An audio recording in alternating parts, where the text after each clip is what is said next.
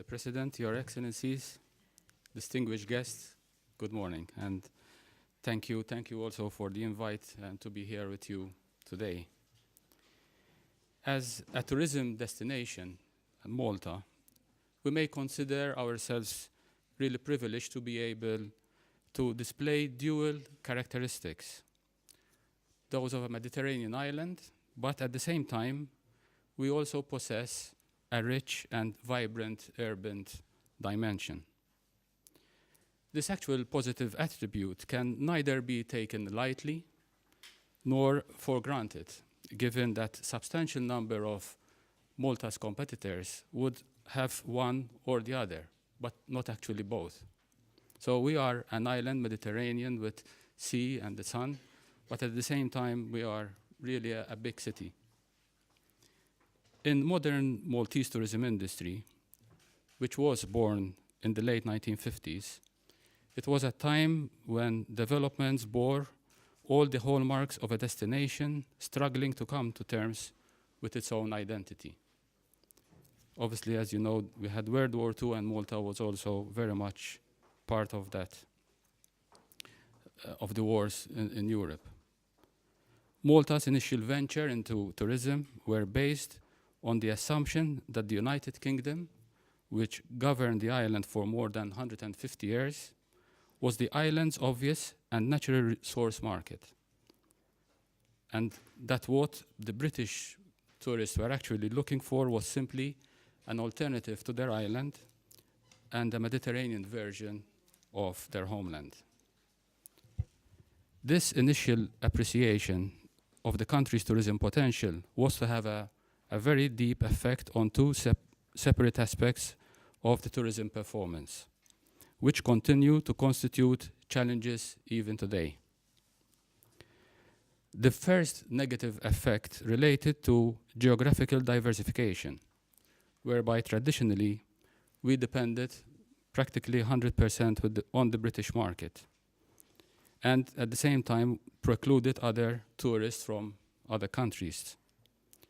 This obviously has its own inherent risk, as obviously when we suffered, or the United Kingdom suffered in terms of tourism export, we would have suffered dramatically. Secondly, being an island and being dependent on the UK market, Malta had positioned itself as a sun and sea destination only. This was between the 1950s and 1980s, which in itself then resulted in relatively huge or big number of arrivals only in the peak summer months. The way for Malta to achieve the required change was at one stage not so obvious, but it was to capitalize on the fact that it could offer the charm and attractions of a Mediterranean archipelago with emphasis on good weather and wide range of coastal activities, but underscored by a vibrant local community with our diverse culture and rich millenary history. For many years, however, the major emphasis remained on the coastal dimension, with cultural aspect taking a backseat role. Our history starts as far back as 7,000 years ago, whilst we still have the freestanding and underground temples, which actually, by comparison, and we're not saying we're better or worse, but by comparison, these are older than the pyramids. For a destination like Malta, blessed with an unbroken line of human development and activity, cultural tourism needed to rise to become a very important cornerstone of our tourism strategy. The Mediterranean has an oversupply of islands and coastal destinations whose major offer relies very heavily on their sun and beach. Were Malta to compete on this basis only, our performance would be much lower than what we are experiencing today. Apart from the fact that obviously we would need then to engage in a price war, which would definitely get us nowhere. However, real efforts only started in the mid to late 80s, and that's where we really started diversifying our product which was to open completely new opportunities. Our unique, rich, diverse, and excellently presented cultural tourism offer has not only helped us differentiate us from such competitors, but has also assisted us to reduce the negative effect of seasonality. We have also the island city concept, which is one where we're emphasizing on the already known name of the city of Valletta, which from the marketing perspective refers not only to the territory of Valletta being our capital, but extends to the entire urban fabric of our destination. And this is also very relevant when we consider that Valletta 2018 being the European capital of culture. As tourism shifts from detached sightseeing into hands-on lifestyle and indulgence experience, destinations need to gear themselves up in increased demand for personalized quality experiences, available to affordable budgets. The extent also to the concept of experience hotels, where accommodation opportunities are also being offered in all sorts of establishments, such as converted lighthouses, disused warehouses, to old historic townhouses and palazzos. Travelers will invariably be seeking more cultural immersion into the destination in the coming years. The creative economy and modern consumer-inspired destination branding go hand in hand. Today's successful destination realizes that it is all about experiential tourism, which directly satisfies the senses. Tourists, we do not want to be distant, passive observers, but want to touch, we want to smell, we want to see, and hear all that is possible to sense. This in itself creates a very strong brand-client bond, which satisfies tourist feels obliged to share in real time. World tourism continues to feature a strong resilience to economic adversity, natural and man-made catastrophes, the threat of war and terrorism, and the occasional risk of pandemics. In spite of facing more than its fair share of these negative factors over the past few years, tourism growth trend has continued relatively unabated, and all forecasts for the next 15 years optimistically show growth in the future. Obviously, the growth of the international tourism is attributable to various reasons, foremost of which we can list the general removal, relaxation, and simplification of frontier formalities, the advent of lower-cost modes of transport, the digital revolution, which in itself brought the World Wide Web to everyone's reach, and the shift in consumer behavior. In a world of increased middle-class demographics, for whom frequent traveler has become a firmly incorporated and inseparable component, it has become a need to have multiple breaks during a year of intensive and stressful workload. We in Malta, we have monitored the changes and capitalized on them as we move along. Having experienced a 60-year cycle of economic booms and slumps, the tourism sector in Malta has become a main pillar of the economy. Tourism has now become the main contributor of the market service sector.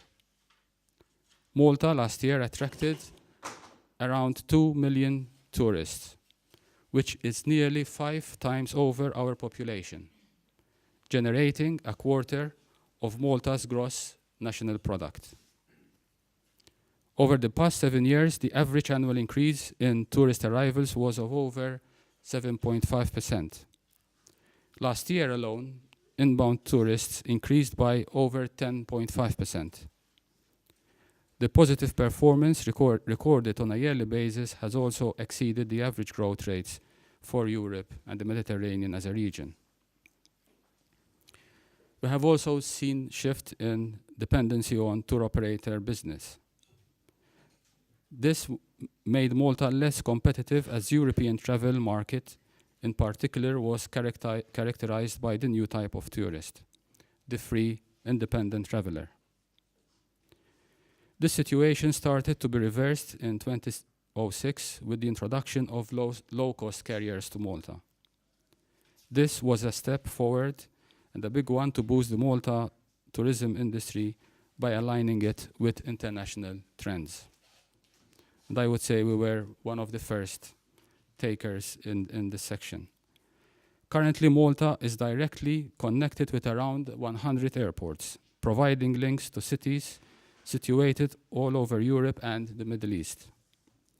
The traditional markets like the UK, Germany, Italy, and France are very well served. But we have introduced new countries like Spain, Poland, Scandinavia, Lithuania, Hungary, Israel, and Turkey. The share of passengers carried by low-cost airlines increased from 13% in 2007 to over 50% in 2016. The UK still remains Malta's main tourism source market, now accounting for 28%, which is a substantial change from the 70s when it was practically 100. Our second biggest market is Italy, with over 300,000 arrivals, then Germany and France.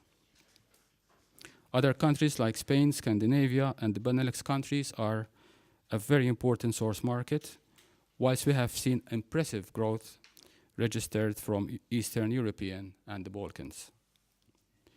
Last year alone, we hosted 15 million guests nights, and this is one of the main reasons is in line with the short break holidays, but we are seeing that the average has reduced from 9.7 nights per stay in 2004 to 7.6 last year.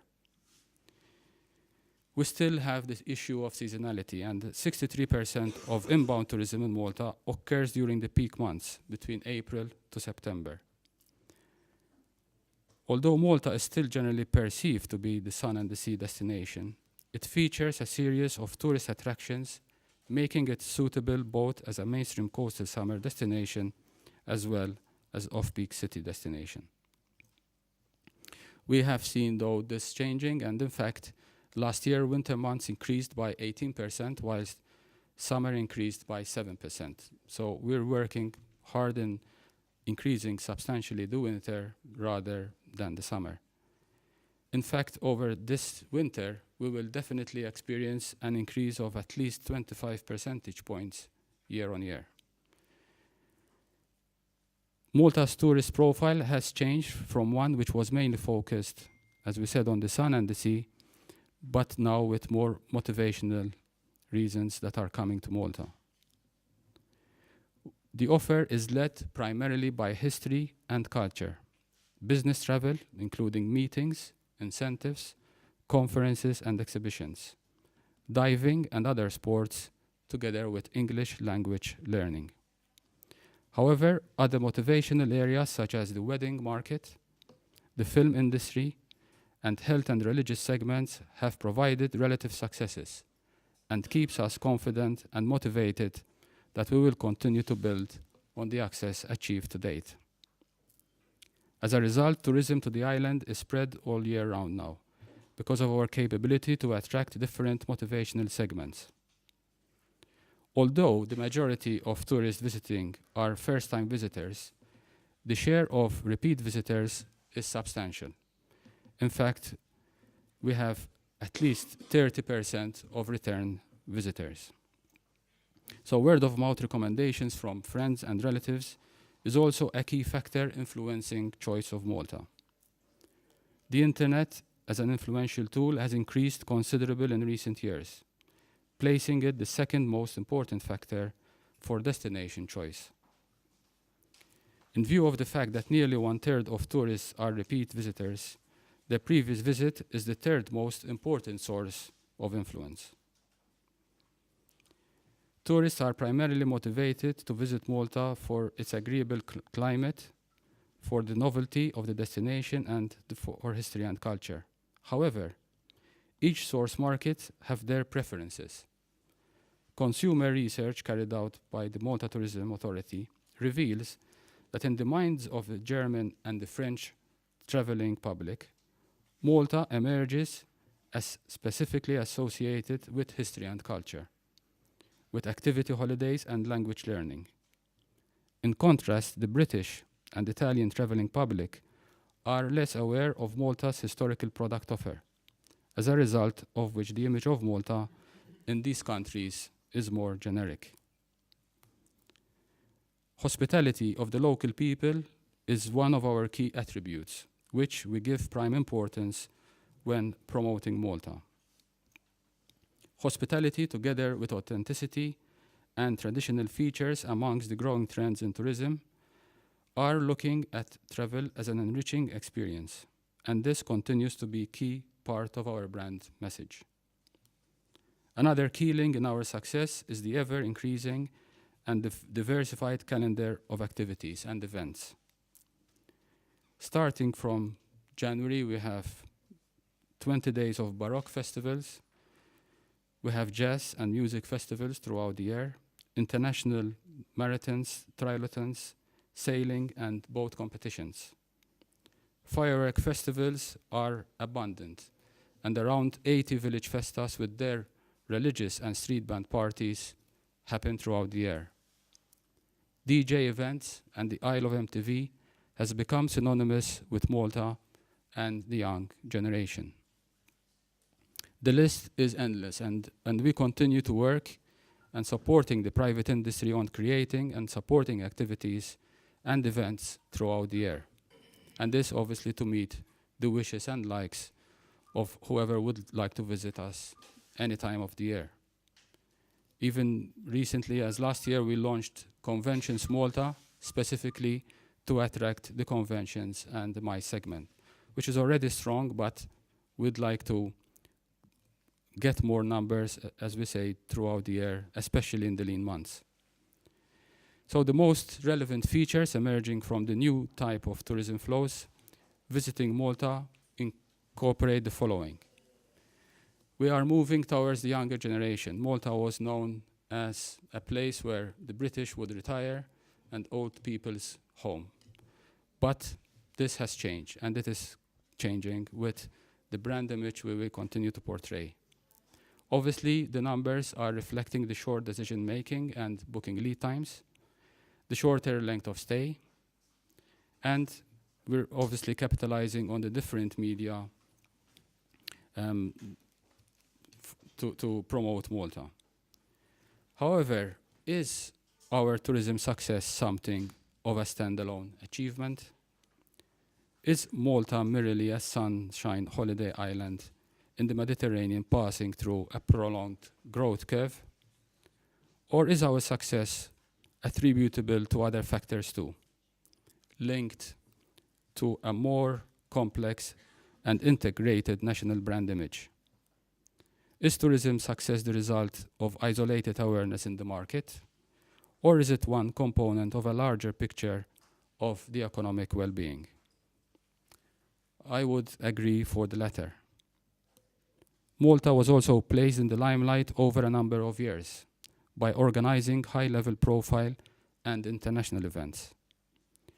Twice Malta hosted CHOGM, the Commonwealth Head of States, whereby 50 heads of states, including Her Majesty the Queen, visited Malta. In 2015, just 2 years ago, Malta also hosted a major summit in the city of Valletta, with European and African leaders meeting in Malta. This year, as you may also know, Malta is heading the presidency of the Council of the European Union, this until June this year, where in the course of these few months, over 300 conferences and over 3 major ones are held and organized. In January alone, at the opening session, over 1,500 journalists covered the opening session of Malta's presidency, whereby all the European heads of states met. This alone keeps us on the radar and gives us huge exposure worldwide. Lucky for us, it was very good weather, even January, which is a norm. And Malta was also portrayed as a winter destination with lovely winter sun and sea. To conclude, what makes Malta attractive as a destination for business and leisure? We can highlight them quickly here. I would say long-term economic, political, and social stability. Politicians in Malta do get it. We don't, at least many of the political parties have agreed that tourism is important and very few issues are raised. So I am a bit lucky there. God also blessed us with a strategic location with easy access to nearby markets. We have an efficient, transparent tax system. We have highly skilled and English-speaking human resources. We have also competitive cost structures with low social costs and excellent quality of life and safe environment. Last, we have free trade, and people are free to invest, with the government creating opportunities with various private-public partnerships. These are attributes which have not only assisted us in growing tourism offer, but have also contributed to the accelerated diversification of our economy as one befitting a modern European state. An economy based on a solid base of high value-added manufacturing, comprising electronics and precision engineering, life sciences and pharmaceuticals, ICT and digital media. All this buttressed by a range of service sectors such as the tourism, the financial services, aviation registration, and support services, together with gaming, transshipment, and ship registration and repair. A model based on the development of a dynamic, high value-added economy, founded on competence, skills, and excellence, and capable of sustaining a high-quality standard of living for the island's entire population. In conclusion, Malta, we have learned from experience that success does not come about by chance, especially for an island lacking in size. We are just 300 square kilometers, and we have no minerals and no oils. Neither does one sustain constant economic growth through unstructured economic activity. Rather, what we have achieved is the result of a holistic vision, which has benefited from political continuity, clear economic interrelationships, and a pronounced wish to take full advantage of European Union membership. Malta's current brand image is strong. It is no longer a peripheral, marginal player benefiting from the overflow of its neighbors' successes. We have started to generate growth under our own steam and exist as proof that small size and limited resources should not act as barriers to success. Our results are the fruit of a holistic vision, and I'm proud to say that tourism is playing a very important role in the underpinning successes. Thank you, and hope that I'll see you one day all in Malta. I have also brought some brochures which you can take. I have also a short video if my 30 minutes has not elapsed yet. It's a production which we had prepared for distribution in Malta. It is available on our website like many other of our print versions, whether it's the calendar of events or whether it's other documentation and publicity material. And I would like to launch the video. It's from your side or from my side? The video was supposed to be here, but it's there. It's a 4-minute video with some details on our performance last year and some photography. Thank you. Success in the tourism sector reaches all strata of society and is an important factor in sustained economic growth. 2016 has been another year of achievement for tourism, and the numbers are staggering. We have gone from strength to strength, closing the 7th consecutive year with overall increases. Inbound tourism in 2016 increased by 10%, totaling almost 2 million. This is even more impressive as it comes on top of the 5% increase in 2015. Apart from this, a further 620,000 cruise passengers visited Malta, an increase of more than 4% compared to 2015. Tourism expenditure has also grown. Tourism now contributes over 1.7 billion euro to the local economy. Direct expenditure on accommodation has increased by 17%, while expenditure on other aspects, including food and drink, local transport, shopping and entertainment, has grown by 8%. For the first time ever, the magic figure of 15 million bed nights has been practically reached. But glittering numbers alone are not enough. What matters most is that we are slowly transforming Malta as a destination truly sought after by all ages and in every season. Significantly, there are a number of important changes in Malta's tourism profile. This gives us even more confidence in the future of tourism in Malta and Gozo, ensuring that it remains a major, if not the major, contributor to the country's economic strength. Analysing the demographics of who came to Malta in 2016 gives us even more positive insights. The biggest growth registered in tourist arrivals is in the 25 to 44-year-old age bracket, which is up by 15% over 2015. And to prove this statistic is not a fluke, the second highest growth is in the under 24-year-olds, with an increase of more than 11%.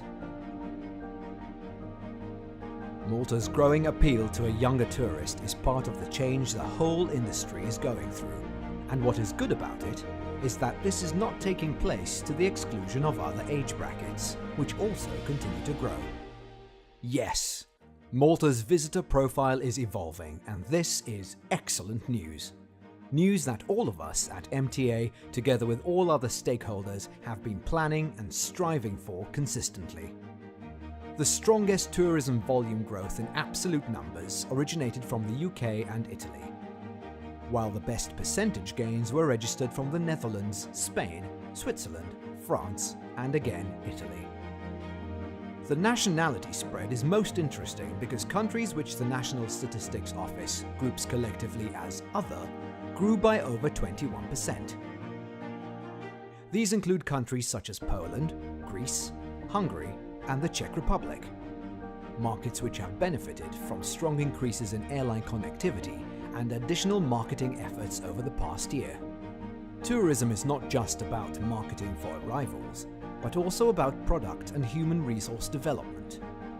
In this regard, the MTA is actively involved in various areas, including better beach management and improved facilities, safeguarding heritage and scenic spots, guaranteeing service quality in hospitality and gastronomy, promoting events, ensuring that more activities are organized throughout the year, especially in winter, and promoting Gozo as a unique destination on its own merits.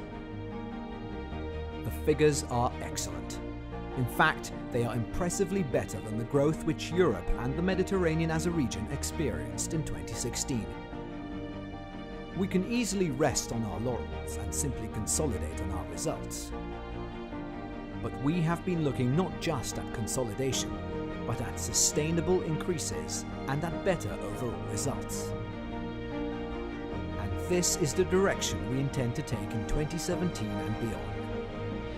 As we reach and surpass the target of 2 million visitors, MTA's role will be to continue working closely with all stakeholders who have contributed to the success we have achieved thus far. Our objective will be that of strengthening the solid foundations on which Malta's tourism industry now operates.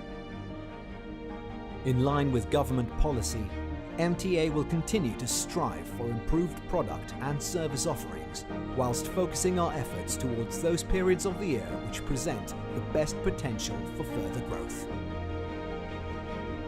Together, we can make 2017 another year of success for tourism and for our islands.